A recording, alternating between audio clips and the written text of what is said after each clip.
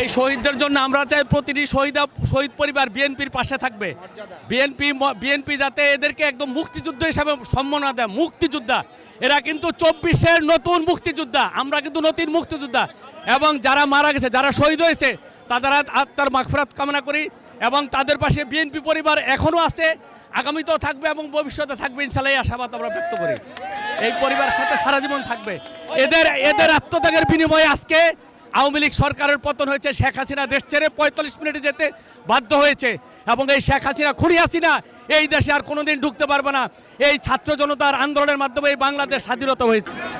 শহীদদের জন্য একটাই চাওয়া, তাদের পরিপূর্ণ মর্যাদা আর একটা বিচার। বাংলাদেশ আওয়ামী লীগের সভাপতি শেখ হাসিনার অবশ্যই এই বাংলার মাটিতে বিচার হবে। এটাই একমাত্র বাংলাদেশ জাতীয়তাবাদী দলের একটা চাওয়া। এবং বৈষম্য বিরোধী ছাত্র আন্দোলনের যারা শহীদ হয়েছেন প্রত্যেকটা